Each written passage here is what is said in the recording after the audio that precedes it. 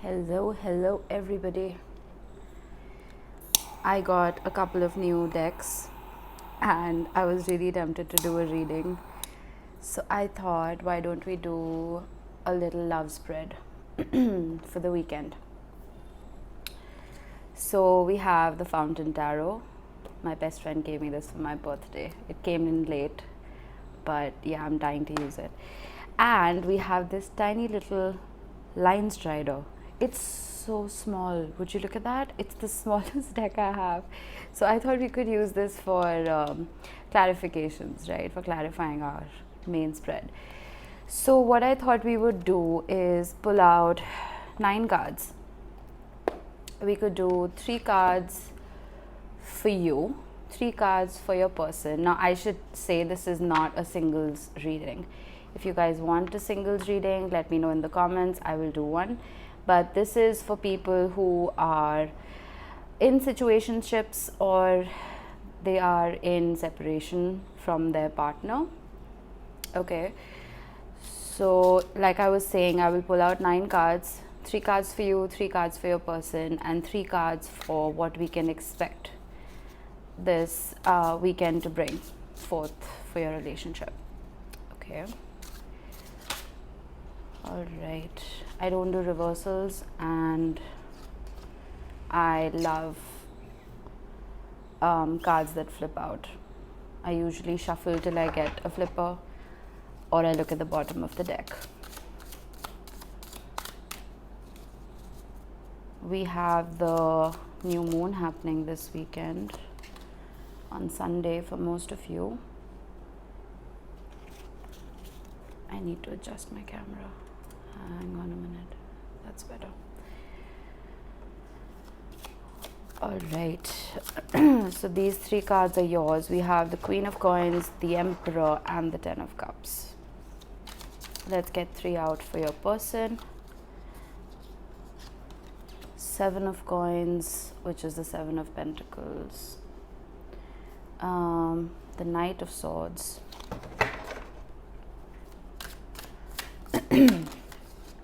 And the 9 of Cups. Would you look at that?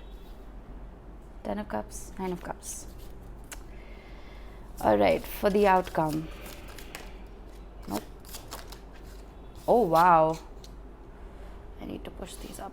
Hang on.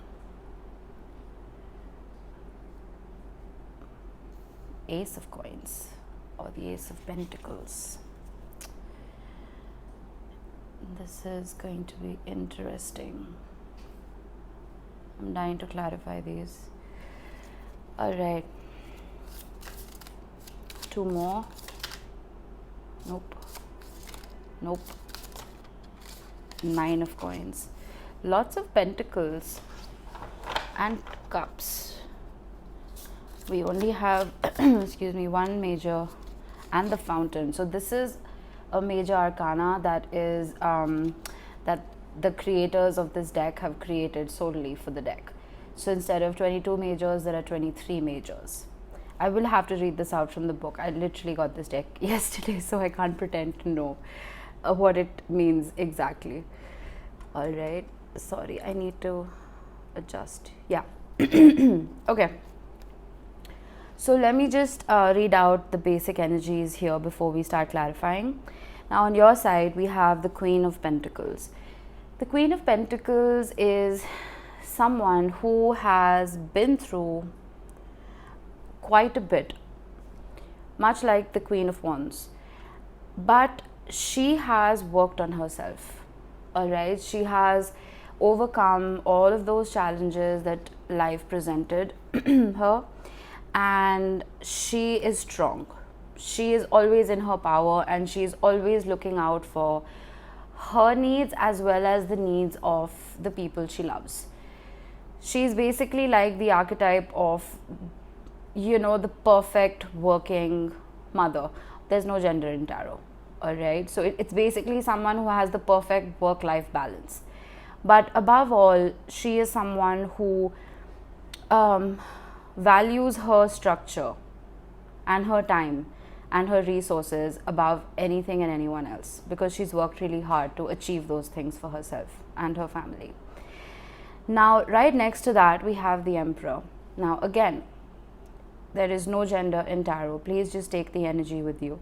The Emperor, much like the Queen of Coins and the King of Coins or Pentacles, is someone who prides himself in his ability to hold fort.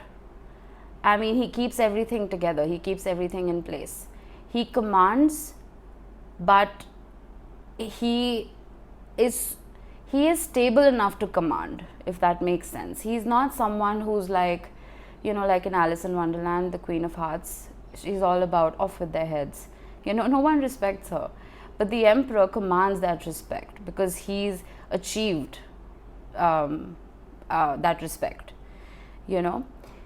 So I could see this as a power couple. So maybe this is how you see the relationship. You see yourself as the Queen of Pentacles and you see your partner as the Emperor, or vice versa. With that, we have the Ten of Cups.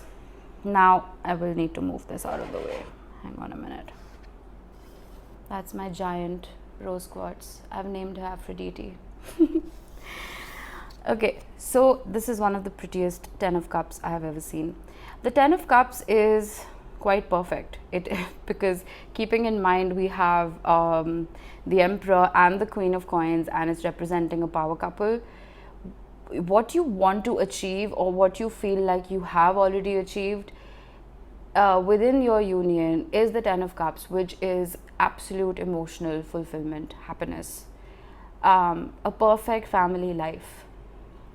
Maybe this is what you want if you haven't achieved it already. Like I said in my previous video, this new moon coming about on the 8th of August is very, very powerful because it coincides with the opening of the Lionsgate portal. Maybe you'd want to Google that and figure out what it is exactly. I don't want to lengthen this video too much, but it is a very energetic and powerful new moon where most of your manifestations can come true much faster than they would at any other ordinary time, or any other lunation for that matter. Okay, now on their side we have the Seven of Coins, or the Seven of Pentacles. This card talks about investing time and energy into something, or resources into something, and waiting for the results. So it's like you're gardening, you've planted some seeds and you fertilized them, you've watered them, and now you're waiting with bated breath for those seeds to sprout and give you fruits for your labor. So I feel like your person has maybe he or she feels that they have invested a considerable amount of time and energy into your union, followed by the Knight of Swords. The Knight of Swords is a very fast moving knight. He does not always necessarily think about the words he's going to speak or the action he's going to take. He's impulsive. He just goes ahead and says and does whatever he wants. Okay, it's like a very spur of the moment energy. It comes in quickly and goes out quickly. So I don't know if your person has a sharp tongue, or your person sometimes says things that they don't mean and then they later regret it. But that's the energy they're coming up with. After that, we have the Nine of Cups. I feel like you make this person happy. But you know the difference between the Nine of Cups and the Ten of Cups. The Nine of Cups is a slightly more independent energy than the Ten of Cups. Though they both point towards wishes fulfilled and complete emotional happiness, the Nine of Cups is a little bit independent, much like the Nine of Pentacles. So I feel like there is a possibility that they are doing and saying things that could bring themselves that kind of happiness, and they might not be thinking about your needs. I could be wrong, but that's what I'm getting. If I hadn't got the Ten of Cups, I wouldn't have made that comparison. When you are thinking of this relationship, you are thinking of the happiness of both of you as a couple. But I feel like they are doing and saying things that could just benefit them. They're not really thinking of you all that much. I mean, they know they've spent that considerable amount of time investing in your relationship, but they're in a very me kind of energy at the moment. We will clarify. Now, for the outcome, we have the Ace of Pentacles, the Nine of Pentacles. Now, you see the 9 again, and we have the Fountain. The Ace of Pentacles is talking about a new seed or a new opportunity to maybe refresh or revive this relationship. Okay, but then again, you have to remember, it is just a seed. It is not an entire tree that's being handed to you. It has to be worked upon. Okay, it's not like the 10 of Pentacles or the 10 of Cups right there, which is what you are wishing for. There is, if you guys are in separation, there is that potential for it to grow. Okay, but I feel like you guys need to. Okay, so the 9 of Pentacles is the energy of, very much like the 9 of Cups, it is independent abundance. It is something that you have to achieve within yourself. Okay, so I am getting the feeling that the two of you need to work on yourselves first, because I don't want to sound like a broken record, but you know that whole concept of two halves make a whole, they don't.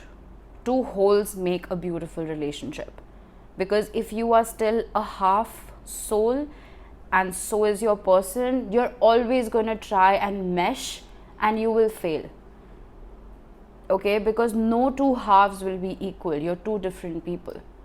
Sometimes you will be more emotionally developed, sometimes they will be. So you will constantly struggle to find that balance. Okay, but if you are whole within yourselves, there's no conflict.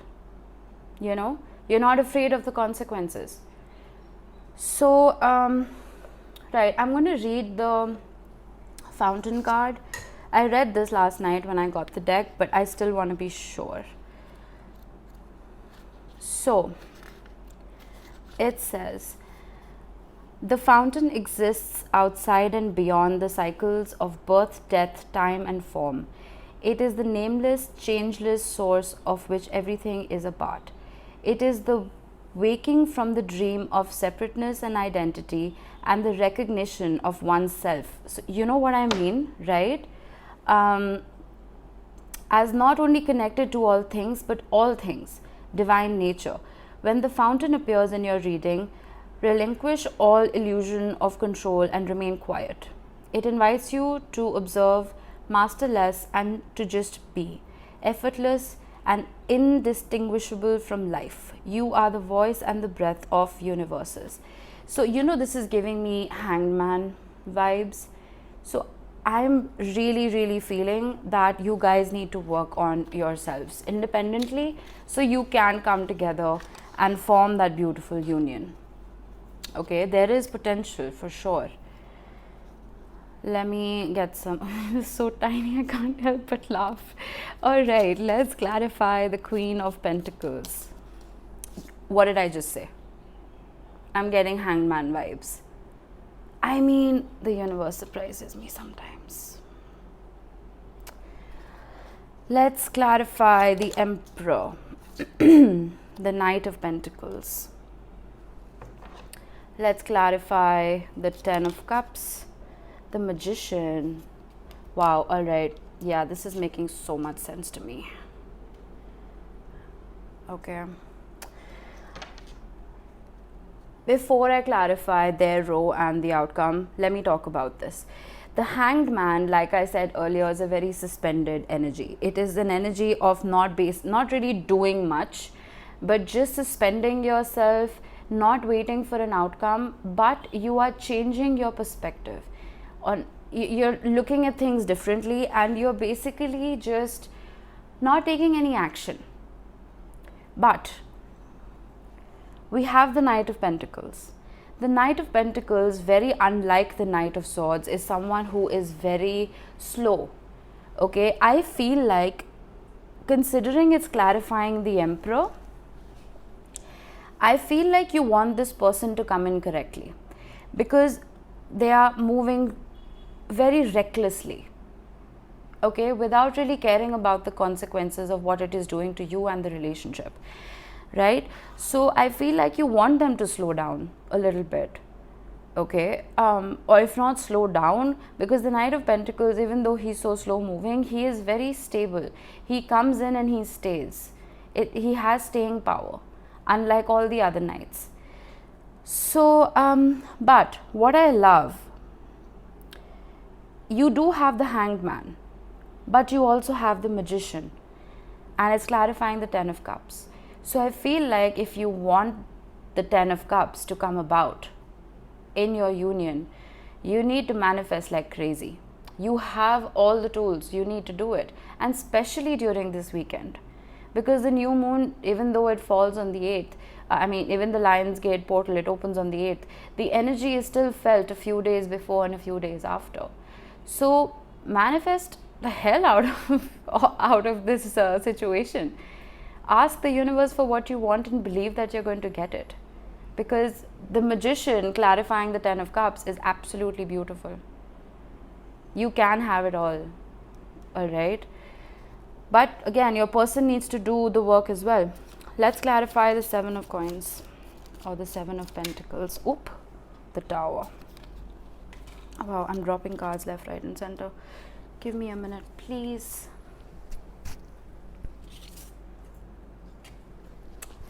Okay. Excuse me.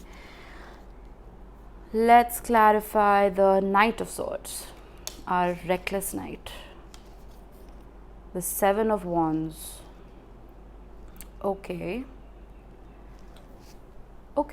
interesting. Clarifying Nine of Cups, Ace of Swords. Okay, so what I feel here is, with the Tower clarifying the Seven of Pentacles, I feel like they are not very happy with the amount of time that's been wasted. They are not happy that your relationship does not, how should I put this? They're not happy with their investment, because you guys are probably separated at the moment, and the Tower must have caused it. There must have been a Tower moment. Naturally, there must have been an argument, a fight, a falling out, a breakup. And they feel like their time and energy that was invested into this relationship was a waste. And they're not happy about it. The Knight of Swords, clarified by the Seven of Wands. The Seven of Wands is, how should I put this? Whoop. Sorry about that. The Seven of Wands is the energy of someone who is very guarded. So I feel like, okay, it takes two to tango. I'm not here to judge anybody. All right. There could be something that you must have said or done that is making this person defensive and making this person agitated. Because even though the Knight of Swords is not technically a very agitated energy, but because it is being clarified by the Seven of Wands, I feel like this defensive stance that they've adopted, it is leading them to say and do very reckless things. Okay? It's giving them stress, it's giving them anxiety. But at the same time, we have the Nine of Cups. And I feel like, because it is clarified by the Ace of Swords. The Ace of Swords, again, like the Ace of Coins, is the beginning of something. And Ace of Swords is like enlightenment. It is an idea. It is the truth that is being spoken. So maybe there is a conversation coming. If you haven't had this conversation already, I want to clarify the Seven of Wands and the Knight of Swords again. Please give me a crossing card for two of them. I want to see what's going on in their head.